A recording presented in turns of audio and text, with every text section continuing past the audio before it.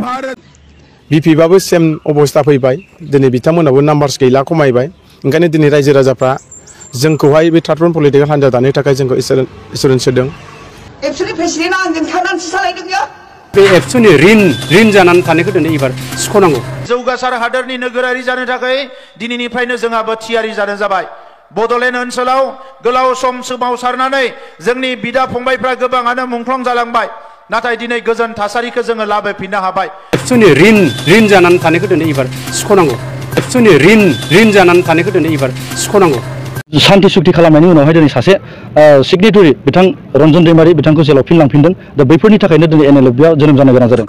सिगाङाव जाबाय उननि खेबाव जुदि माबा मोनसे गोरोन्था जुदि जायोब्ला जाहाथे खबरदार खुनु जाहाथे लिडारा नों आंनाव सोङा हसिया बेखौनो थांखिखौ लानो मोनाखै एबसुनि प्रेसिडेन्टआ आंजों थानानैसो सालायदों बियो आरो पुलिस सानै मोनबाय नालाय MLA जानानै आंजों थाइसो बे एबसुनि बिबानखौ मावलांदों अमेला रानी ब्रह्मआथ' जेनगासिनो दं हान्थु फरायनो हासिगोन बेयो एबार एकदा जाखांखो मा जाखो आं दिनै खुला खुलि बुंनो नागिरदों रायजोफोर हान्थु फरायना थागोन नेक्स्टआव MP जेनबायबा बिथांखौ माने इउपिपिएलआव जों खावलायगोन खावलायनो लाब गैया खावलायनानै बेबायदि आउटडेटेड मानसि जाहैसिगोन ना 6 बार जाबाय आंबो 6 बार MLA जानो गोनांमोन ना शान्ति सुक्ति खालामनायनि उनावहाय दिनै सासे सिगनेटरि बिथां रन्जन दैमारि बिथांखौ जेलाव फिनलांफिनदों दा बैफोरनि थाखायनो दिनै NLF-आव जोनोम जानो गोनां जादों जुदि सरकारा जोंनि जि डिमान्डफोर बे डिमान्डफोरखौ जोंनो होफुङाब्ला जोङो जोंनि जि दावहा बे दावहाखौ जों कन्टिनिउ लांबाय थागोन आफादनि जाना एक्जेक्टलि जों टेबोल ट्राइपार्टि टक जिरायनो मोनाखै खिन्थु मेसेज फैबाय थायो कि र' जिरायगोन होननानै जोंबो नेगोन जोंहा थैज' दङ जों नांगौबा जोङो 10 बोसोरखौ नेगोन 15 बोसोर नेगोन मा NDB-आ जुदि 35 इयार्स स्ट्रागल खालामबायबा जोंलाय दासो 3 इयार्स जादों दंबावोना बहुत टाइम एक्सुवेलि जोंनिया मेन इशुआ जाहैबाय जानाखि दा रन्जन सार दंमोन जेलाव बेखौबो दासिमबो बख'वाखै ओमफ्राय जानाखि केरेसफोर दङ NDB-नि इशु लानानैसो जों NLF-आ जोनोम जादोंथ' दा बेखौ थांना नायोबा जोङो रन्जन सारखौथ' बख'खायाखै इनफेक्ट दा जोंनि CNC आर्मि चिफ बेखौबो दा जेलावसो लांबावदों एकर्डनि उनावबो सिगां बिसोर बुंदोंमोन कि रन्जन सारनि केसा माबामोन मा होनलाय बे एकर्डनि सिगां कनभिक्ट जानायमोन बेखायनो बेखौ थारमाने एसे प्रब्लेम जादों बख'नो होननानै नाथाय दा आं बेखौनो सोंदों आरोखि ना आङो माबाफोराव गिदिर गोलाव जानाखि दा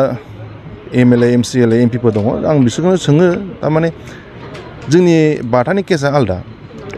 बेथ' कनभिक्ट जायाखैमोन सिगांहाय दा खिन्थु एकर्डनि उनाव मानि थाखाय लांखो खिन्थु एकर्डनि उनाव मानि थाखाय बेबायदि सोहैफिनखो दा बेखौ थारमाने बिसोरसो मिथिगोन आरोखि जोंथ' बेखौ बिजिरना नायगोन स्पेसियेल ब्रान्सनि ADGP बे लेंहरनानै जोंनि GS फानजारि फानजारिखौ बुंदोंमोन जाहैदों माने आफादखौ बिदि खालामबाय थानो मोनला आफादखौ फोजोबनांसिगोन खिन्थु आफादाथ' बिदि फोजोबजानाय नङाना थांखियाव सहैयाबाथ' जों फोजोबनो हाया फुलफिला जागोन खिन्थु जों स्ट्रागल खालामबावनांगोन एथ' सहसै दा बिसोरो जोंनो होनाय नङा मानो होनबा जोंनि संगठना गोदान 3 इयार्सल' जादों बेखायनो बिसोरो एथ' सहसै जोंबो मानिनानै लाया खिन्थु जों नाजाबाय थागोन स्ट्रागल खालामबाय थागोन हाथियार लानाय लायैखौ आङो बेयाव स्टेटमेन्ट खालामा थारमाने आखायाव हाथियार थाबासो थारमाने जोङो हाग्रायाव खारफिननो हायो आरो दानि नैबे मुहुर्त टाइमाव थारमाने टेक्न'लजिनि माबा जाबाय बोथोर फैबाय आरोखि दा जों बे AK-47 लानानै हाग्रायाव जों गावलायनो बिराद मुस्किल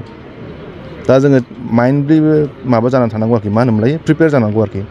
साइक'लजिकेलि जोङो माबा खालामनो हायो प्रेसार होनो हायो गभर्नमेन्टखौ खिन्थु आखायाव हाथि लानानै गावलायनाया थारमाने ब्लाड सेटआ थारमाने गाज्रि जायो आरोखि बेनि इस्युखौ आं बुंनो थाङोबा थारमाने दायआ जों गासैनिबो दङ थारमाने जोङो सोरबा जोंनि बर' लाइमोनखौ जुदि फेक एनकाउन्टार खालामथारोबा जों रावबो स्टेन्ड खालामग्रा गैला दा बे मेन इस्यु सोरबा सासे सानै स्टेन्ड खालामनो नागिरो बेखौबो थारमाने गोजौनिफ्राय दबथायनानै दोनो दा बेखायनो नों आं गासैबो रायजो राजा स्पेसियेलि दा मिडिया पार्सन नोंसोरो जुदि राइट रल लायोबा खिन्थु बेफोरबायदिया थारमाने खमलांनो हमगोन आरोखि नोंसोरो आंखौल' सोंनो नाङा नों बयखौबो सों बिदिनो डाइरेक्टनो जाहाथे पाब्लिकफ्रा बुजिलांनायनि आरोखि BTR एकर्डनि जानाखि दफाफोर मावफुंजादों बबेबा दफाया बिराद मोजाङानो दङ बेफोर मावफुंजानायाथ' मोजाङानो खिन्थु बबेबा दफाया थारमाने दा एक्सुवेलि बे NDB-नि केसखौ लानानै बुङो आरोखि ना हाइनेस नन हाइनेस केसखौ लानानै बेफोरबायदि जाथावनो नाङामोन आरोखि दा जुदि सुख सान्थि जुदि थाजोबनो लुबैदोंमोनबा माखासे जेलाव थानानै माखासे राजा जानाय बेखौथ' नों आङाबाथ' फसायनाय नङाना सोरबाया खस्थ'आथ' बयबो खालामदोंमोन जयैनो आबसुआनो होन NDB-आनो होन BLT-आनो होन जेनेबा दा माखासेया जुदि राजा जानानै थायोबा माखासेया जुदि जेलाव थुनानै थायोबा बेथ' मोजां जाया आरोखि जोंनि साननायाव बेफोरनि थाखायनो जोङो दा थारमाने बेफोरबायदि NLFB होननाय जोङो मोनसे जांख्रिथायारि माबाखौ लाफिननांगौ जादों माबासिम होजोंहाय जोङो प्रेसिडेन्टनिसिम जों मेम'रेन्डाम हरदोंमोन ओमफ्राय प्रेसिडेन्टनिफ्राय जोङो रिप्लाइ मोनफिनदों थारमाने दा ओमफ्राय बिनिफ्राय मा खालामदों स्टेटआव थारमाने एसे माबा खालामना दोनदों आरोखि थारमाने लिंकखौ थारमाने एसे सिदा खोथा बुङो थारमाने स्टेट आरो BTC गभर्नमेन्टआ थारमाने आनटाच खालामना दोनदों आरो बे जिनिसखौ लिंकखौ थारमाने क्लियार खालामनो हायाखै आरोखि जुदि लिंकखौ जुदि क्लियार खालामनो हाया दाहालागै ट्राइपार्टि टक जासिगौमोन आरोखि दङ जोंहा अमित शाह सारा फैनानै बेवहाय गोबां लेक्सार होलांदों गोबां खोथा बुंलांदों आरो बेजों लोगोसे आसामनि गोबां केबिनेटफोर फैदों आसामनि CM बिथांमोना फैनानै दिनै नों सोंनाय बायदिनो दिनै नोंगौ 80%आ दिनैहाय मावफुंजाबाय होननानै बुंदों एक्सुवेलि बिथाङा बेवहाय गोबां रायजो राजाफोरखौहाय नुनायनि गेजेरजों बिथांमोनखौ माबायदि गोजोन होनो हागोन नैबायदि स्टाइलाव माखासे बाथ्राफोरखौ दिनै बुंनो गोनां जादों मानो होनबा दिनै जायिखौ जुदि जादों होनलाङाब्ला जायिखौ जायि होनलाङोब्ला दिनै बेवहाय गोबां रायजो राजाफ्रा बाहाय दुखु मोनगौमोन दिनै जोङो नैबे क'क्राझार जिल्लानि सिङाव थानाय पर्बजरानि टिपकाइ बाजार सेरावहाय मोनसे कमिउनिटि हलावहाय इउनिटि फराम एक्स NDBआ बे पर्बजरानि मावथिफोरखौ लानानै आरो लोगोसे बे पर्बजरा ओनसोलनि NDBखौ मोजां मोनग्रा फेमिलि आरो लोगोसे बेवहाय गोबां जाथि जनगोष्ठी हारिनि बिथांमोना दिनै इउनिटि फराम एक्स NDBनि लेंहरनाय बायदिनो दिनै गोबां मानो बाहागो लाफैदों बिनि थाखाय आङो बिथांमोनखौ गिबियाव आङो धन्यबाद होग्रोदों आरो नोंथांमोननि जितु बे मेलावहाय बाहागो लानानै जोंनि जे माखासे प्रग्रामखौहाय शेयार खालामनो होननानै नुजाथिफैनाय नोंथांमोनखौबो जोङो इउनिटि फराम एक्स NDB जानानै धन्यबाद होबाय आरो लोगोसे नोंथांमोननि चेनेलखौ नायग्रा साफ्रोमबो बर' रायजो राजाफोरखौबो खुलुमबोनाय थाबाय जे नोंगौ थार्ड फ्रन्ट पलिटिकेल हान्जाखौ इउनिटि फराम एक्स NDBआ दानो थांगासिनो बियो नंगौ सैथो बाथ्रा खारना जाबाय मा दिनै जों इउनिटि फराम एक्स NDBआ मानो थार्ड फ्रन्ट पलिटिकेल हान्जा दानो गोनां जादों बेनो जाहैबाय जोंनि बर'नि मोननै रिजनेल पार्टि दङ बे मोननै पलिटिकेल रिजनेल पार्टिखौ दिनै बर'फ्रा गोबां आंगायनाय मोनबाय मानो होनबा दिनै BPF सरकाराबो हाग्रामा महिलारि बिथांनि दैदेननायाबो गावल' अकलकरिया दिनै बिथाङा हारसिङै दंसै बिथांजों लोगोसे गोबां दिनै बिस्वजित दैमारिनिफ्राय आरम्भ खालामनानै चन्दन ब्रह्मनिफ्राय आरम्भ खालामनानै जयनिफ्राय आरम्भ खालामनानै सावरायग्रानिफ्राय आरम्भ खालामनानै खाम्फा बरगनिफ्राय आरम्भ खालामनानै हितेश बसुमतारिनिफ्राय आरम्भ खालामनानै रेवरेवा नार्जारिनिफ्राय आरम्भ खालामनानै मा होनो जोंहा बनगावनि MCLA बिथांमोनखौ आरम्भ खालामनानै दिनै गोबां दिनै BPFनि दैदेनगिरिफ्रा दिनै गुबुन दलाव दिनै थांजोब्बाय दिनै बिथाङा अकलकरिया जानानै दङ आरो दिनै बिथाङा जोंखौ लेंहरदोंमोन रायलायनो होननानै नाथाय बिथाङा जोंनो जिखिनि रायलायनायाव जिखिनि माखासे स्पेसनि बाथ्रा जोङो बिदोंमोन जोंनो माखासे जायगा बिदोंमोन दिनै बिथाङा होनो हाया बिथाङा स्पष्ट जोंनो क्लियार खालामबाय बिनिखायनो दिनैहाय जोंनि इउनिटि फराम एक्स NDBआ मोनसे गोदान बिफलक हिसाबै मोनसे थार्ड फ्रन्ट पलिटिकेल हान्जा दानो थांगासिनो आरो बेजों लोगोसे दानि बर्तमान सोलिबाय थानाय प्रमद बर'नि दैदेननाय गबिन्द बसुमतारिनि दैदेननाय UPPL सरकार दिनै बे UPPL सरकाराबो दिनै 5 बोसोराव दिनै मा मावबोखो मा मावबोआखै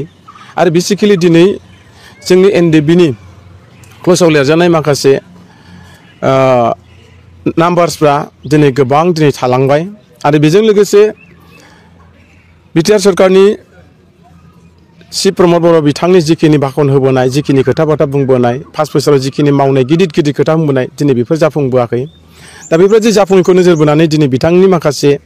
सापर्टारफ्राबो दिनै जोंनि नैबे थार्ड फ्रन्ट पलिटिकेल हान्जा दानो थांनायाव बिथांमोनहाबो गोबां जोंखौ मदद हरदों खारना जाबाय मा बिथांमोननि प्रतिश्रुति होनाय बायदि दिनै जाफुङाखै रायजो राजायाबो दिनै आंगायनाय मोनबाय थगायजाबाय थादों थिग बेबायदिनो दिनैनि तारिखाव BPFआबो सेम अबस्था फैबाय दिनै बिथांमोनाबो नाम्बार्स गैला खमायबाय ओंखायनो दिनै रायजो राजाफ्रा जोंखौहाय बे थार्ड फ्रन्ट पलिटिकेल हान्जा दानो थाखाय जोंखौ इसोरन सोदों आरो जोङो बे थार्ड फ्रन्ट पलिटिकेल हान्जाखौ दाखांनाय लगे लगे जोङो बे BTC ओनसोलाव जोङो साफ्रोमबो बर' रायजो राजा साफ्रोमबो मेलेमजिबि इन्टेलेक्सुयेलफोरनिफ्राय जों सहाय मदद मोनगोन आरो मोनफ्रोमबो जाथि जनगोष्ठी हारिनिफ्राय जोङो नैबे थार्ड फ्रन्ट पलिटिकेल हान्जाया दाफुंनायनि गेजेरजों जोङो सहाय मोनगोन आरो मदद होगोन आरो जोंनि बे फैगौ BTC जिहेतु इलेक्सन सेप्तेम्बराव जे दिनै आसामनि CM बिथाङा दिनै डिक्लेयार होदों बेवहाय जुदि इलेक्सनाव जोङो बेवहाय जरदानैनो जों बाहागो लानानै बेवहाय जोङो गोबां नाम्बार्सआव बिबाङाव जोङो देरहानो हागोन बेखिनिखौ जों मिजिंथिदों मानो होनोब्ला दिनै जों जाय मानसि बिथांमोनजों जों लोगो हमदों रायलायदों बिथांमोना जोंनो फ्रायानो मोजां मोनसे पार्सेन्ट जोंनो होबाय थादों बेखिनिखौ नोजोर बोनानै दिनैहाय जोंहा मोनसे बिसास दं आरो दिनैनि नैबे पर्बजरा टिपकाइनि मोनसे कमिउनिटि हलाव जुदि जिरायनायनि जुदि दिनैनि जिखिनि सावगारि बे सावगारियाथ' ओरैबायदि मोजां मथा-मथि दिनै गिबि खेब सावरायनाय थार्ड पलिटिकेल हान्जा दागोननि माखासे बाथ्राखौ बाव एसे बेरखांदों दा बे बेले बेरखांनायावनो ओरैबायदि बे ओनसोलनि माखासे मेलेमजिबि माखासे रिटायार्ड पार्सनफोर गुबुन गुबुन जाथि जनगोष्ठीनि माखासे साननो हनो गोरोंफ्रा दिनैबो बाहागो लाफानानै जों शेयार खालामफादों जों माखासे बाथ्रा रायलायनायखौ दिनै जों मोजां मोनदों जे बिथांमोना 100% जोंनि बुंनायखौ बिसास आरो फोथायनायनि गेजेरजों बिथांमोना जोंखौ मदद होगोन बेखिनि बुस्थुआ दिनै नैबे परबजरा ओनसोलाव जोंनि गुबुन गुबुन जाथि जनगोष्ठीनि माखासे साननो हनो गोरोंफ्रा दिनैबो बाहागो लाफानानै जों शेयार खालामफादों जों माखासे बाथ्रा रायलायनायखौ दिनै जों मोजां मोनदों जे बिथांमोना 100% जोंनि बुंनायखौ बिसास आरो फोथायनायनि गेजेरजों बिथांमोना जोंखौ मदद होगोन बेखिनि बुस्थुआ दिनै नैबे परबजरा ओनसोलाव जोंनिफ्राय जाय मानसिया बिजाथि जागोन बे बिजाथिया 100% देरहानाया बे रोखाखा दा बेखिनिखौ जों नुदों बेनिखायनो नोंथांमोननि बे ससियेल मिडियानि गेजेरजों दिनै साफ्रोमबो बर' रायजो राजा नोंथांमोनखौ गोरों गोरा नोंथांमोनखौ जोङो खावलायहरदों अननानै एनडिबिआ 30 बोसोर दावहा नांनायनि माखासे जारिमिनखौ बा एनडिबिनि गोलावसिन लावसिन आरो गोबां थैबोनाय बिबां आरो दिनै सेन्ट्रेल जेलाव थानाय गोबां समस्याफोरखौ लानानै मावफुंनांगौनि थाखाय साफ्रोमबो बर' रायजो राजाफ्रा जोंखौ मदद खालामगोन आरो एकर्ड जाखांनायनि उनावबो दिनै जोंहा मानगोनां फाउन्डार प्रेसिडेन्ट रन्जन दैमारि सारा दिनै जेलावहाय दङ आरो बेजों लोगोसे 64 दिनै लिडार आरो केडार्सफ्रा दिनै सेन्ट्रेल जेलावहाय दिनै दंगासिनो नेपालावबो दङ आरो दिनै केसफ्रा गोबाङैनो दिनै हाइनेस नन हाइनेसआवहाय मोनसे थाखो रानलायनानै दिनै दोनजानाय दङ बे केसा दिनैसिम जाफुङाखै बेफोरबो जोंनि गेजेराव दानि माखासे सलायबाय थानाय इउपिपिएल सरकारनि सायाव दुखु मोननाय गोबां फेमिलिफ्रा गाज्रि मोननाय फैदों बेनिखायनो आसाम मिजिं थिदों बे इउपिपिएल आरो बे बिपिएफ मोननै पलिटिकेल हान्जाखौ जोंनि बर'नि माखासे सुबुंफ्रा दिनै आंगायनाय मोनबाय बानाय मोनबाय थगायनाय आरो थगायनाय बे सोदोबखौ दिनै बिथांमोना बानाय मोननानै नैबे थार्ड फ्रन्ट पलिटिकेल हान्जा दानो थांगासिनो बेखौ बिथांमोना बजबनानै लागोन आरो जोंनो खोथा होनाय बायदिनो जों साक्सेस जागोन बेखिनिखौ जों मिजिंथिदों आरो दिनैनि नोंथांमोननि नैबे चेनेलनि गेजेरजों बे मेसेजखौ हरनो मोननानै आं जोबोद गोजोननाय मोनदों थेंक इउ नंगौ जोंनि बे क'क्राझार जिल्लानि सिङावनो 13 तारिखनिफ्राय लानानै 16 तारिखसिम मोनसे दुलाराय बर' फरायसा आफादनि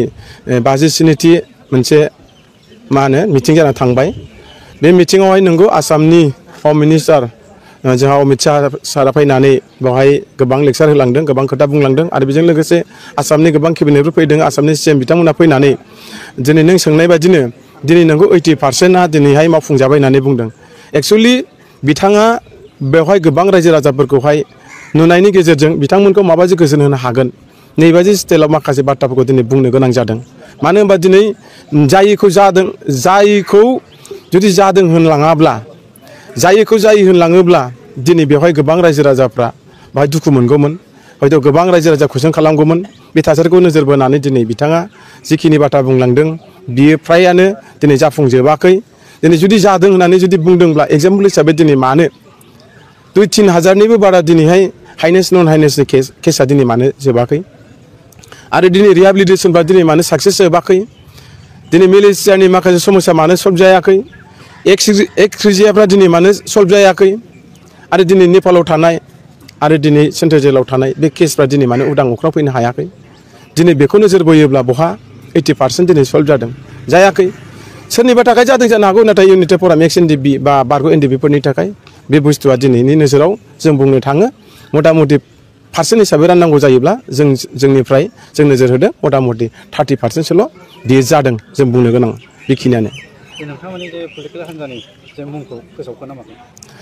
जोंनि थार्ड पलिटिकेल हान्जानि बे नमेनक्लेचारखौ जोङो फोसावथ'वाखै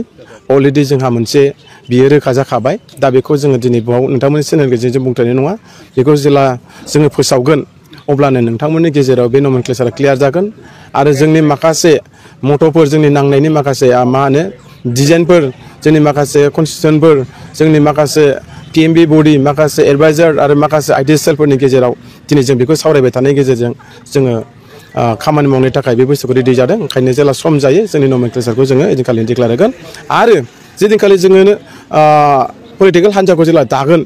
ओइदिनखालिनो जोंनो माखासे गोजोनथावना मेसेज हरदों गैयाब्लाबो 100-150निबो बारा ओइदिनखालिनो जों जइन जागोन बियो जइन जागोन सुबुंफ्रानो जाहैबाय इउपिपिएल आरो बिपिनिफ्राय ओंखारफैगोन दा बिथांमोना जोंनो अलरेडि मोनसे पेनेल कंग्रेसनिबो फैगोन आरो माखासे गुबुन गुबुन दल हंगतबो फैगोन दा बे लिस्टखौ अलरेडि जोंनो मोनसे पेनेल लिस्टखौ हरनाय जाखाबाय दा बेनि थाखाय जों दिनै रेडि